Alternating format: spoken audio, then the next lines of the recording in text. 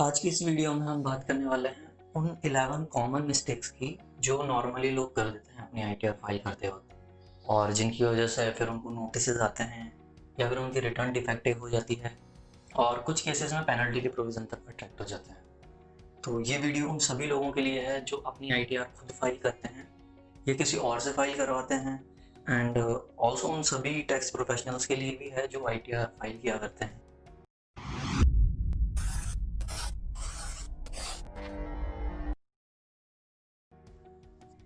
Hello friends, मैं हूं कृष्णा और आप देख रहे हैं टैक्स गजल, जहां आपको मिलते हैं इनकम टैक्स और जीएसटी से रिलेटेड वीडियोस हर हफ्ते।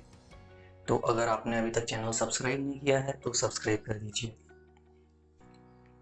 सबसे फर्स्ट मिस्टेक, और जो मोस्ट ऑफ द टाइम्स लोग करते हैं, एक्चुअली ये मिस्टेक से ज़्यादा एक मिसकॉन्सेप्शन है कि अगर आपका टीडीएस डिडक्ट कर लिया गया है तो आपको आईटीआर फाइल करने की जरूरत नहीं है। तो सर ऐसा बिल्कुल नहीं है। सी, टीडीएस कटना टैक्स के कलेक्शन से रिलेटेड होता है कि गवर्नमेंट आपसे आपके इनकम का जो टैक्स है वो कैसे कलेक्ट कर रही है, जबकि आईटीआर फाइल करना असेसमेंट से रिलेटेड होता है कि आप अपनी प्रीवियस ईयर की सारी इनकम डिस्क्लोज करते हैं, फिर उस पर टैक्स लाइबिलिटी कंप्यूट करते हैं, देन टीडीएस टीसीएस या एडवांस टैक्स है वो लेस करके जो बचा हुआ टैक्स रहता है वो पे कर देते हैं। तो अगर मैं लेमन टर्म्स में कहूँ तो आईटीआर फॉर्म एक फाइनल हिसाब करने जैसा है, जबकि deduction of TDS is just a form of tax collection. तो आप ऐसा बिल्कुल ना सोचें कि अगर आपका टीडीएस डिडक्ट हो गया है तो आपको आईटीआर फाइल करने की जरूरत नहीं है। इसके बाद एक और जो बेसिक सी मिस्टेक जनरली लोग करते हैं वो है ये सोचना कि आपकी नेट टैक्सेबल इनकम अगर बेसिक एग्जेम्पशन लिमिट से नीचे है तो आपको फाइल करने की कोई ज़रूरत नहीं है।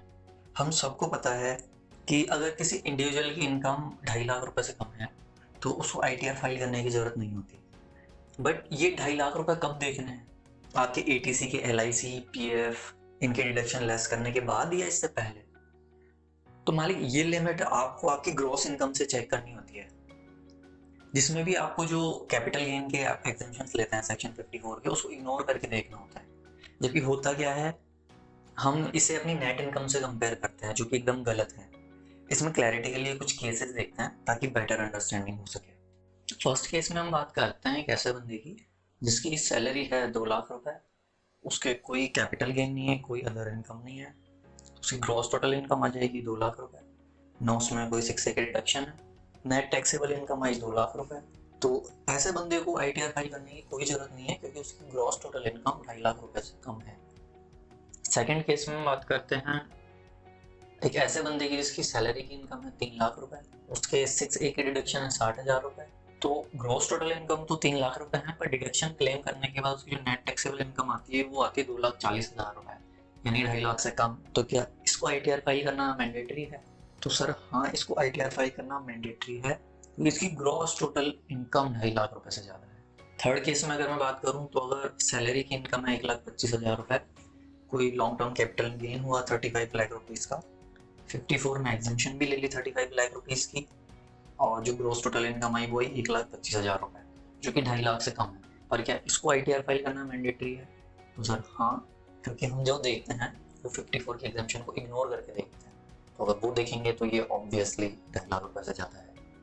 फोर्थ केस में कि किसी की इनकम है वो है 4,50,000 रुपीज़, उसकी नेट टैक्सेबल इनकम भी 4,50,000 रुपीज़ है, और इसमें जो टैक्स पेबल आ रहा है 10,000 रुपीज़ का, उसकी रिबेट मिल जाती है।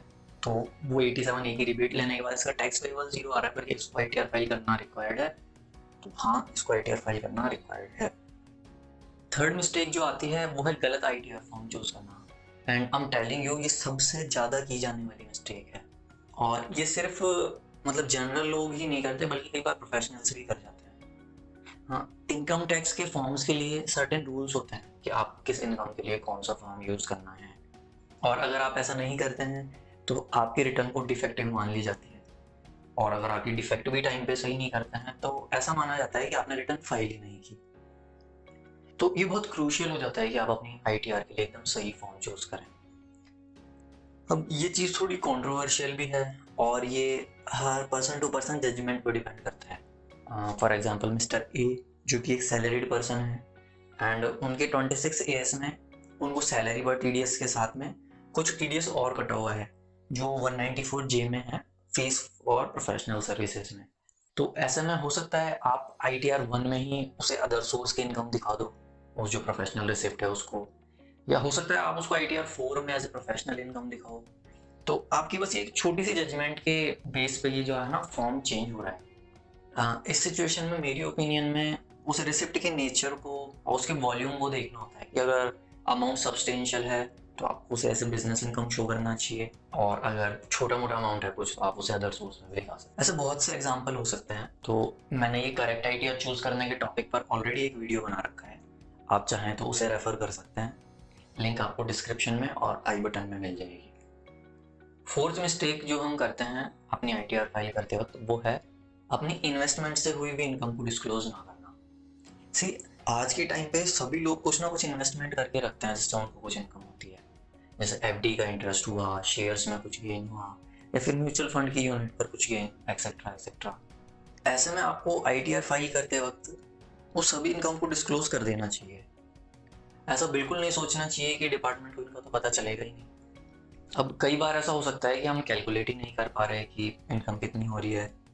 हाँ, से आपके लिक्विड फंड्स में बहुत से ट्रांजेक्शन्स हो रहे हैं और उसमें कितना रिटर्न मिला है आप वो आपको पता नहीं चल पा रहा। तो आप ऐसा भी कर सकते हैं कि एस्टिमेटेड इनकम डिस्क्लोज कर दें। ऐसा FD के केस में भी कई बार होता है कि FD का इंटरेस्ट से 26 ईयर्स में नहीं आ रहा और आपको पता नहीं है कि कितना इंटरेस्ट कैलकुलेट होना चाहिए।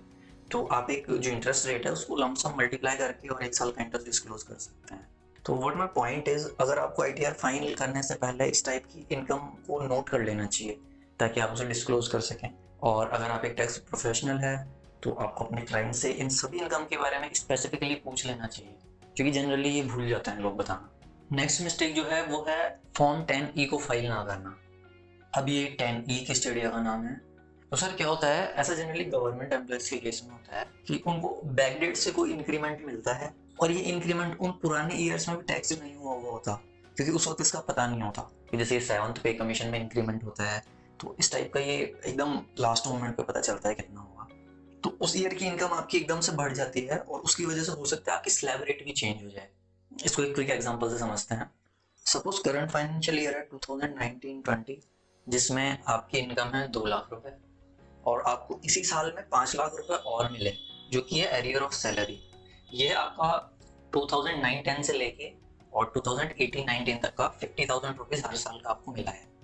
तो आप अगर इसको टोटल करके करंट ईयर की इनकम निकालोगे तो वही 7 लाख रुपीज।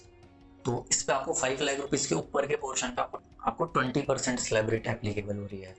और मैं आपको कहूँ कि अगर ये मुझे हर ईयर में मिला होता 50,000 रुपीज तो 2009-10 में मेरी होती 2,50,000 एंड सो ऑन, मेरी हर साल 2.5 लाख रुपए होती और मैं उसमें टैक्स ना देता। मैं ये अज्यूम कर रहा हूँ कि वहाँ 2.5 लाख रुपए लिमिट थी, हालांकि वहाँ पे कम थी और एक इजी अंडरस्टैंडिंग के लिए। तो मुझे किसी भी साल में टैक्स नहीं पे करना होता, पर जस्ट बिकॉज ये एक साथ मिली है तो मुझे 20% टैक्स पे करना पड़ रहा है। यार ये तो गलत चीज़ है। तो इसके लिए रिलीफ मिलती है। तो वो रिलीफ आपको तभी मिलेगी जब आप फॉर्म 10E फाइल कर देते हैं। तो ये है कॉन्सेप्ट इस फॉर्म 10E का और रिलीफ का। इस सिचुएशन में आपको अपने रिटर्न के साथ एक फॉर्म 10E भी फाइल करना होता है और अगर आप ऐसा नहीं करते हैं तो आपको ये रिलीफ क्लेम करने नहीं दिया जाता और आपकी डिमांड जनरेट हो जाती है। तो अगर आप ऐसी रिलीफ क्लेम कर रहे हैं तो प्लीज़ आप अपना 10E फाइल करना बिल्कुल ना भूलें। नेक्स्ट मिस्टेक है क्लब होने वाली इनकम को ना डिस्क्लोज करना। क्लबिंग ये वाली?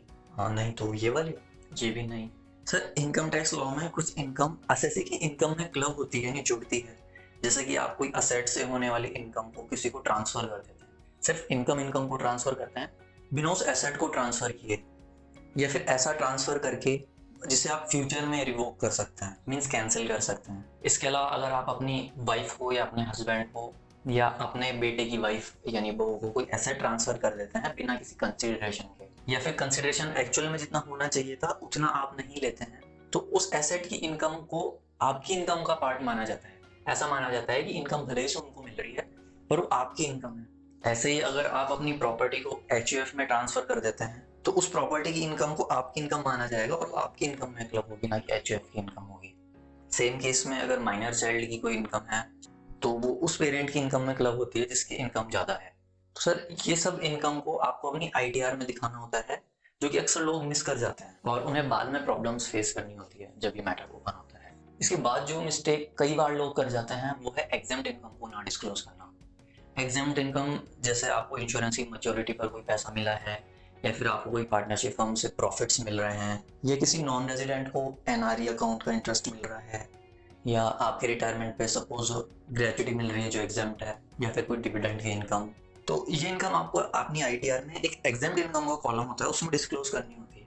इसका फायदा ये होता है कि अगर आप इस पैसे को कहीं इन्वेस्ट करते हैं तो इन फ्यूचर आप उसके सोर्स को बता सकते हैं कि देखो ये एग्जेम्प्ट इनकम हुई थी, इससे मैंने ये इन्वेस्टमेंट परचेज की है। आप जब भी इनकम बता देते हैं एग्जेम्प्ट के कॉलम में तो इनकम टैक्स डिपार्टमेंट को ही पता चलता है कि हाँ आपकी ये भी इनकम है। नेक्स्ट है वो अगेन एक मिसकॉन्सेप्शन है, और वो है कि एटीसी में डिडक्शन लेने के लिए आप जो एनएससी कराते हैं यानी नेशनल सेविंग सर्टिफिकेट बाय करते हैं उसका इंटरेस्ट टैक्स फ्री होता है। वो सर ऐसा बिल्कुल नहीं है। एनएससी का जो इंटरेस्ट होता है वो टैक्सेबल होता है और ये आपकी इनकम फ्रॉम अदर सोर्स में टैक्सेबल होता है, और मेरी ओपिनियन में आपको ये हर साल डिस्क्लोज करना चाहिए, क्योंकि कुछ लोग ये सजेस्ट करते हैं कि जब भी ये फाइनली मैच्योर होगा तो आप अपना पूरा इंटरेस्ट एक साथ डिस्क्लोज कर देना, क्योंकि अदर सोर्स में कैश बेसिस और अक्रूवल बेसिस दोनों पे चलता है। तो अगेन सर ऐसा ना करें, आप अपने इंटरेस्ट को हर साल डिस्क्लोज करें, क्योंकि जैसे एरियर ऑफ सैलरी मिलती है एक साथ तो उसकी वजह से आपका स्लैब रेट चेंज हो जाता है, वैसे हो सकता है ये इंटरेस्ट की वजह से आपका स्लैब रेट चेंज हो जाए और आपको ज़्यादा टैक्स देना पड़ जाए। तो बेटर यही रहता है कि आप हर साल इसे डिस्क्लोज करते रहें। अब नेक्स्ट जो मिस्टेक है वो बहुत बहुत ज़्यादा कॉमन है, और ये मोस्टली वो लोग करते हैं जो अपनी आईटीआर खुद फाइल करते हैं। सर आपको अपनी आईटीआर फाइल करने से पहले अपने 26 एएस को अपनी जो इनकम डिस्क्लोज कर रहे हैं उससे कंपेयर कर लेना चाहिए।